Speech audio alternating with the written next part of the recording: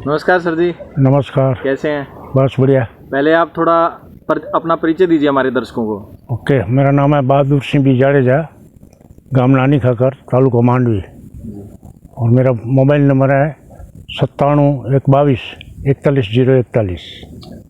तो सर जी, आप केसर आम की खेती करते हैं, मैं उसके बारे में थोड़े प्रश्न जानना चाहता हूं ताकि और जो भी कोई किसान है खेती करे केसर आम की तो उसको थोड़ा हेल्प हो जाए। ओके। तो सर मेरा पहला प्रश्न हाँ जी। है कि भाई केसर आम की खेती करने के लिए सबसे पहले मिट्टी तैयार करनी पड़ती है, तो मिट्टी को आप किस तरीके से तैयार करते हैं? पहले तो हमने ये जो 30 साल पहले का जो पुराना झाड़ है उसमें हमने क्या जीसीपी से खड्डा करवाया था। जीसीपी से खड्डा करवा के उसमें नया मिट्टी डाला था जी। तो बाद में जो पीछे झाड़ डाले हैं जो आपने देखा, वो झाड़ तो हमने ऐसे ही घोंटी डाला है सब। 2-2, 3-3 जिस जगह पे अपने को आम डालना है उस जगह पे हमने घोंटी 2-2, 3-3 घोंटी डाल दिया है। गोटी का क्या मतलब सर? घोंटी के ये आम का जो घोंटला निकलता है ना। अच्छा, छोटा पेड़? नहीं, वो आप आम खा के बाद वो नहीं निकलता, वो गुठली। हाँ, अच्छा, गुठली निकलती है ना, वो गुठली हम उसमें जो जगह पे आम डालना है उस जगह पे हम 2-2, 3-3 घोंटला डाल लेते हैं। फिर उसके ऊपर 1 साल 1.5 साल में उसके ऊपर वो आँख जो बोलते हैं ना वो चढ़वाते हैं, कलम। हाँ, वो चढ़वाते हैं हम लोग, और फिर उसके बाद वो कलम तैयार हो जाती है। तो मिट्टी में कुछ मिलाते हैं सर पहले? नहीं, मिट्टी में कुछ नहीं मिलाते हैं, उसमें हम सब खातर वातर डालते हैं जी। खातर में क्या डालते हैं सर? खातर में ऐसा देसी खातर डालते हैं गाय का जी, और दूसरा हमने धरती रत्नम का खातर, धरती रत्नम वापरते हैं ज़्यादा करके। अच्छा, धरती रत्नम डालते हैं? हाँ जी। तो धरती रत्नम में क्या क्या होता है सर? वो ऑर्गेनाइज खातर आता है। ओके। और उसका रिजल्ट भी बहुत अच्छा है। अच्छा, उसका रिजल्ट अच्छा रहता है? हाँ, उसका रिजल्ट बहुत अच्छा रहता है। वो ऑर्गेनाइज खातर है। वो जैसा ऑर्गेनिक है टोटल? हाँ, ऑर्गेनिक है टोटल। उसमें जैसा डीएपी है इस टाइप का ही आता है जी। मगर वो डीएपी में अलग सब केमिकल वो लेते हैं, वो धरती रत्नम एकदम ऑर्गेनाइज है जी। तो सर जैसे पौधे लगाने का सही तरीका क्या रहता है, मतलब किस तरीके से लगाना चाहिए पौधे को, क्या क्या ध्यान रखना चाहिए लगाते वक्त? लगाते वक्त को उसमें क्या है, मेन तो ये उदय जो आता है ना, दीमक। हाँ जी, उसका बहुत खास ध्यान रखना पड़ता है। तो वो जब आप खड्डा करते हैं तो उसमें वो जो फॉरेस्ट है और दूसरी कोई दवाई है जी, वो डालना पड़ता है थोड़ा थोड़ा। ओके। और उसके बाद जो पेड़ जो बराबर 4 फुट का हो गया, 5 फुट का हो जाएगा तो उसमें क्या है कि आप कली है और लिंबोड़ी तेल है जी, और दूसरी 2 दवाइयाँ हैं जो उदय नहीं लगे ऐसी, दीमक को ख़त्म करने के लिए। हाँ, दीमक को ख़त्म करने के लिए तो कली सब लगा देते हैं, आप देखे होंगे जी जी, सब में लगा हुआ है। हाँ, सफ़ेद कलर। हाँ, सफ़ेद कलर सब चूना लगा हुआ है जी, वो लगाना पड़ता है। अच्छा सर, जो अपना अभी पौधा जैसे अपन ने लगा दिया, हाँ जी, तो ये कितने दिन के बाद फल देना शुरू कर देता है? ये 3 साल के बाद फल देना शुरू कर देते हैं। अच्छा, और आम में भी यही रहता है कि केसर में 3 साल? नहीं, केसर में ही वो जो कलम होता है ना उसमें तो 3 साल में, मगर 3 साल में आप नहीं रखो तो अच्छा है। अच्छा सर। हाँ, 4थी साल से आप लेना शुरू कर देते हैं थोड़ा थोड़ा, मगर क्या है वो जो कलम है, झाड़ है, झाड़ का विकास नहीं होता है। 3 साल में आप लेते हो ना तो झाड़ का विकास बहुत कम होता है, और जो फल आता है वो निकाल लेना पड़ता है। और 4 साल से भी आप थोड़ा थोड़ा जैसा झाड़ में ताकत कितनी है वो सब से 5 किलो पकड़ेगा, 10 किलो पकड़ेगा, वो सब से रखना पड़ता है उसमें। जी। तो मतलब अपन 1 साल लेट फसल लें तो बढ़िया रहता है, मतलब चौथे साल से शुरू करें। हाँ जी, और चौथे साल भी थोड़ी थोड़ी लें। हाँ, थोड़ी थोड़ी लें। अब जैसे पौधे की सुरक्षा भी रखनी पड़ती है सर, जैसे भाई पानी किस टाइम पे देना है, या भाई पेड़ को किन किन चीज़ों से बचाना पड़ता है। अपने कई तरह का मौसम रहता है तो अलग अलग मौसम में अलग अलग तरह की बीमारियां भी आती होंगी। हाँ। तो उन चीज़ों की सुरक्षा आप कैसे करते हैं सर, रूटीन? उसमें अभी तक तो हमारे में कोई बीमारी आई नहीं है, मतलब जी हमारे इधर। फिर भी आता है तो उसका मेन तो जो है वो उसमें उदय आता है जी, और उदय के बाद उसमें ईयड़ आता है एक, ईयड़, उसको मुंडा बोलते हैं जी सर, हमारे कच्छी में। वो मुंडा का उसको में खास ध्यान रखना पड़ता है जी। तो उसके लिए क्या है कि एक आदमी 10-15 दिन में एक चक्कर मारते हैं तो उसको लगता है कि इसमें मुंडा लग गया है, तो अपने को मालूम पड़ जाता है उसके पान के ऊपर से ही। अच्छा। तो मुंडा निकालना पड़ता है। अच्छा, बस यही एक तकलीफ है उसमें। अच्छा सर, एक बात और कि भाई एक पेड़ पे लगभग कितना माल तैयार हो जाता है? एक पेड़ पे अभी ये मेरा ये जो पेड़ है जूना, तो इसमें गई साल हमने 100 किलो माल निकाला था एक झाड़ में। जी जी। अभी भी जो पीछे झाड़ है 4 साल का, अभी 5वां साल चल रहा है, उसमें समझ लो नहीं, ये साल हमारी गिनती है और ये साल फल कम है, फिर भी हमारी गिनती है 50 किलो 60 किलो की गिनती है हमारी, और इससे तो दर साल बढ़ते जाते हैं।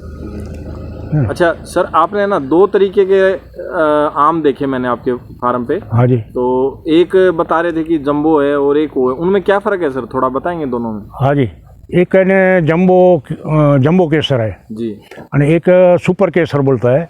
जी वो सुपर केसर तो बहुत अच्छा ही है, उसमें कोई बोलने का सवाल ही नहीं है, खाने में मिठास में बहुत ज़बरदस्त है। बाकी जो जंबो केसर है, जी जी उसकी साइज बहुत बड़ी होती है जी। और वो इतनी आकर्षक होती है ना कि वो ग्राहक को अपन कैसा भी बोले ना हाँ। कि भाई ये सुपर केसर खाने में अच्छा है, तो भी वो बोलेगा नहीं मेरे को ये जंबो केसर दो। अच्छा, वो देखने में अच्छा लगता देखने में बहुत अच्छा लगता है ना, उसका फल बहुत बड़ा होता है, उसमें फल लगभग 700 से 800 ग्राम का फल होता है एक। अच्छा, एक का एक फल। अच्छा, और इनमें भाव में भी डिफरेंस रहता है सर दोनों में? हाँ, बाढ़ में जंबो का भाव ज़्यादा आता है हमको। अच्छा, जंबो केसर का भाव ज़्यादा मिलता है। और उसका भी भाव तो आता है, मगर जंबो का जो जंबो से थोड़ा कम रहता होगा। जंबो से थोड़ा कम रहता है भाव। अच्छा, लगभग अप्रोक्सीमेट थोड़ा अंदाजा सा बता सकते हैं सर, क्या भाव चलता है? भाव कई तो साल से कर रहे हैं, तो लगभग एवरेज सा भाव बता सकते हैं? एवरेज भाव हमको समझो ना 90 रुपये किलो, 95 100 रुपये किलो आता है भाव। कौन सा, जंबो वाले का या नहीं, उसका वो सुपर केसर का भी। सुपर केसर का? हाँ, जंबो का भी 110 100 रुपया ऊपर आता ही है भाव।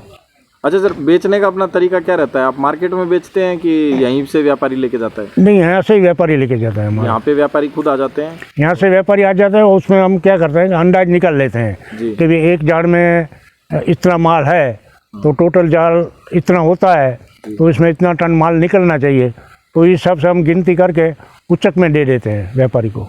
अच्छा, जैसे अब सर मैं आपसे मान लो आम खरीदने आ गया। हाँ जी। मेरे को होलसेल में आम खरीदना है। हाँ जी। तो मैं कैसे खरीदूँ आपसे?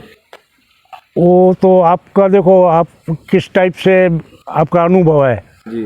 जो आप, हमने तो गई इसके अगली साल हमने फौरन भी भेजा था जी। थोड़ा माल, हमारा एक संबंधी है उसके हिसाब से। जी सर। तो उधर तो उसकी इतनी डिमांड आई कि वो 98% ऑर्गेनाइज आया। ऑर्गेनिक का है? हाँ, मतलब ऑर्गेनिक है, इसमें कोई भी केमिकल नहीं? कोई भी केमिकल नहीं हो। नहीं, मेरा कहने का मतलब क्या है सर, जैसे बड़े लेवल पे मैं व्यापारी हूँ मान लो। हाँ जी। आप बहुत सारे व्यापारी जैसे वीडियो देख रहे हैं, तो कोई व्यापारी का ऐसा मन करे कि मैं जाके खरीदूं मंडी वाला, तो वो आपसे संपर्क करेगा आके कि मेरे को आम खरीदना है। हाँ। तो फिर वो कैसे उसके साथ आप मतलब कांटेक्ट करेंगे कि भाई पेड़ का भाव देते हैं कि मतलब तोड़ के आप देते हैं कि कैसे? कई लोग कहे ना पेड़ के भाव करते हैं। अच्छा। और ज़्यादा करके खेडूत लोग हैं ना कि पेड़ के वो गिनती करते हैं। हम पेड़ की गिनती नहीं करते हैं, हम माल की गिनती करते हैं।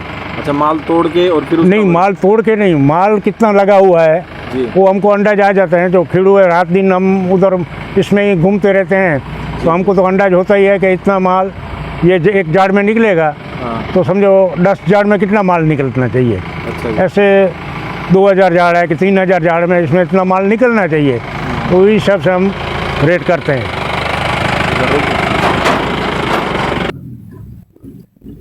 अच्छा सर, बहुत सारी चीज़ें आपने बताई, और मैं अंत में एक प्रश्न और करना चाहूँगा। अभी मुझे इसके जैसे आम की नॉलेज नहीं है। अच्छा। तो सर कोई भी ऐसी इन्फॉर्मेशन जो भाई आम अगर कोई लगा रहा है, केसर आम लगाना चाहता है, तो उनको किन किन बातों का ध्यान रखना चाहिए, या और कोई भी जो चीज़ आप बताना चाहें सर? उसमें हम तो किसान को यही सलाह देते हैं कि आपको जिस जगह पे आम लगाना है उस जगह पे आप घोंटला डाल लो, गोटी डाल लो। जी जी। क्या वो आप कलम लेने को जाएंगे तो कलम तो 200 250 300 रुपया बाज़ार में मिलता है, तो सब किसान अभी नहीं खरीद सकते हैं। तो हम तो सब किसान को यही सलाह देते हैं कि आपको जिधर भी आम डालना है उधर 2-2 3-3 घोंटली डाल लो। तो वो आपको 12 महीना लेट होएगा उस कलम से। जी जी। समझ लो।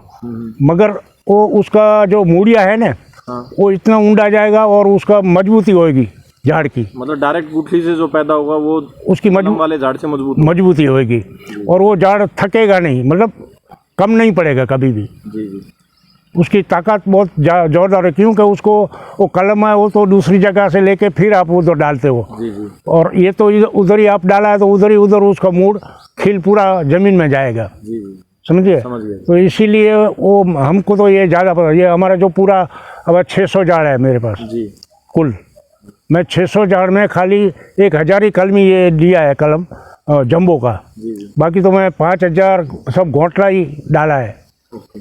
और 5000 घोंटले पे सब कलम चढ़ाते हैं दर साल हमने। अच्छा, पहले गुठली लगाई है, फिर गुठली के ऊपर कलम लगाई है। फिर बिजली के ऊपर जब झाड़ बराबर होता जाता, 3-4 फुट का झाड़ हो जाता है, हाँ हाँ। 3 फुट का, तब हम उसमें कलम लगा देते हैं। अच्छा, कलम जो एक जो डाली होती है उसी को काट के उस पे लगा देते हैं या अलग से रखते हैं डालियाँ? नहीं, डालियाँ जो भी हो, 3 हो 4 हो डालियाँ, तो एक पे कलम लगाओगे? ना सब पे लगाएंगे। सब पे चढ़ा दो। हाँ, सब पे चढ़ाएंगे। फिर इससे पौधे का खतरा नहीं रहता? नहीं, बिल्कुल नहीं।